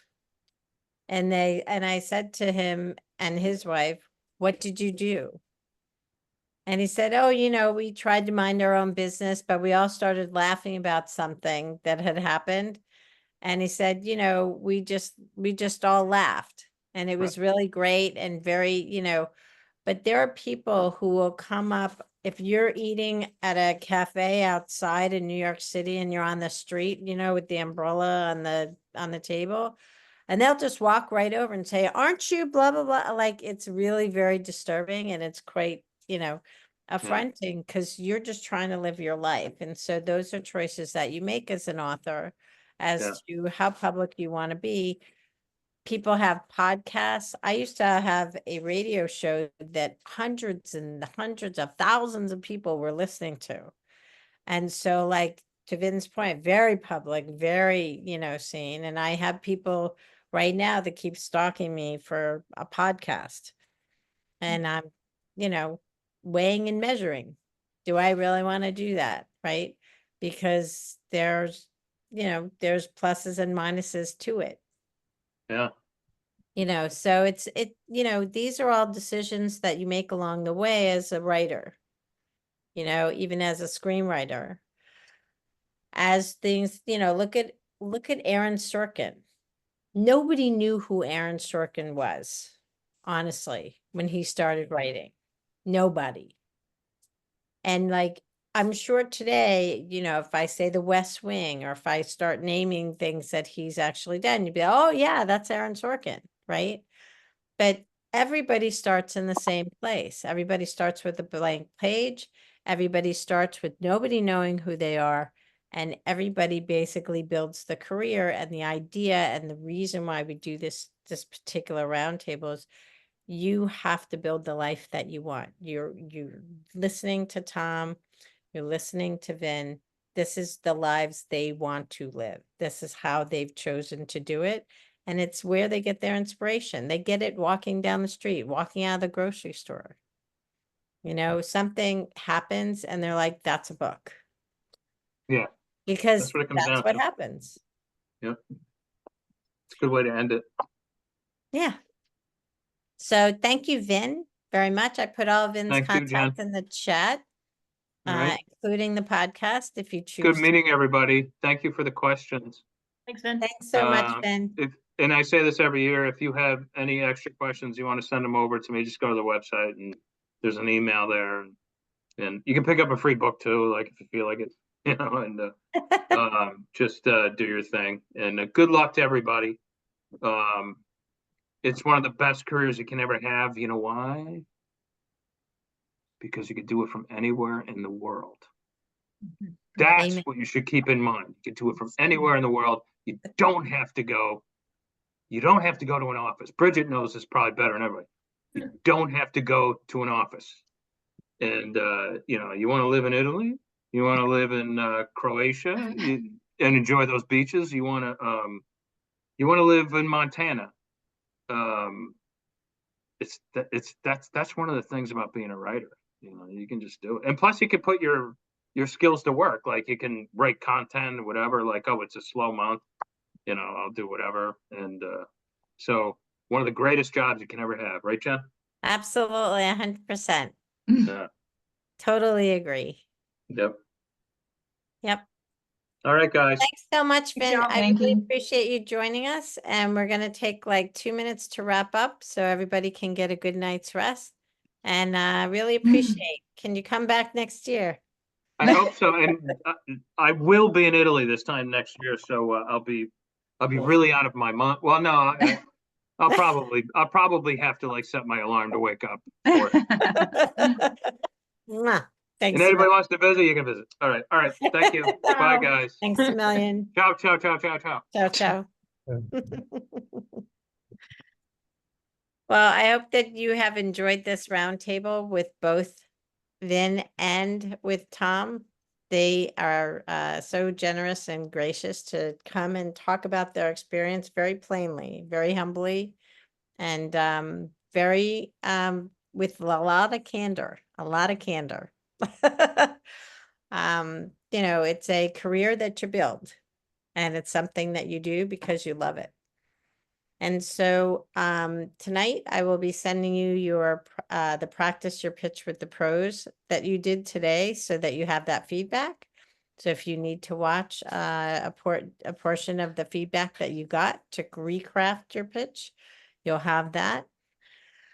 And I'll also be sending you this quote. It's a good thing to read tomorrow at the time in between the morning sessions and the afternoon, before you're going to go into the SEO and the pitch session. And it's called The Man in the Arena. And if you haven't heard it before, it's from Theodore Roosevelt, from his Citizenship in a Republic talk that he did years ago. And it goes like this. It's very inspiring. Here we go. It is not the critic who counts, not the man who points out how the strong man stumbles, or where the doer of deeds could have done them better.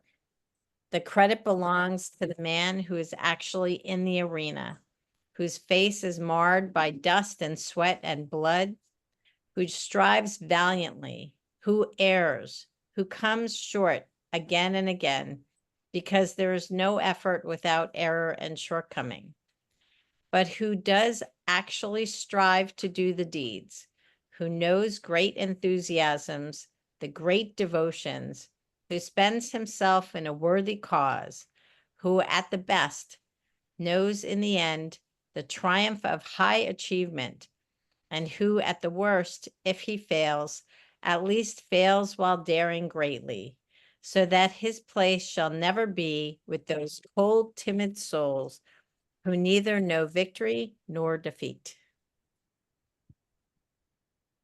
And on that note, I wish you all a wonderful evening. I really look forward to seeing you tomorrow. I did send you one email that I'd like you to seek out, which is the one about publicity. It says, please respond. That's information for our speaker tomorrow morning. It's a short form. It should take you about 5 minutes max, just so that she can know exactly what you would like to learn about so that she can talk about that. Have a lovely night, and I will see you tomorrow. We will open the room at 9 o'clock. We will be starting with Lindsay on time at 9:30. So please join us by 9:25. I'll see you then. Jennifer? Thank you. Good night. Yeah. Good night. Good night, everybody. Thanks. Yes, good night. Bridget. Are we getting any more feedback on our pitches if we revise them before we actually pitch tomorrow? Or is it just straight into pitching? We usually go straight into pitching, but I will be around in that session. That's after the roundtable in the morning. Okay. I So will the be pitching is in the available, afternoon, and you said? sometimes, yeah, and then I will be available for a review if you want feedback. Great. Sometimes Jill Michelle comes during that time. I don't think she's planning to tomorrow. But yeah, I'll be available. Are we pitching twice or once tomorrow? You're pitching once. Once, okay. Yep, in the afternoon during between 2 and 6. Okay, great. Yeah, Thank we you. might end early because we're one person shorter than we were supposed to be, so Okay, might end a little bit early. Okay. On that, and then we'll wrap up and then the workshop will end. okay. Good Thank night. you. Good You're night. welcome. Have a great evening now. Thank you. You're welcome. Bye now.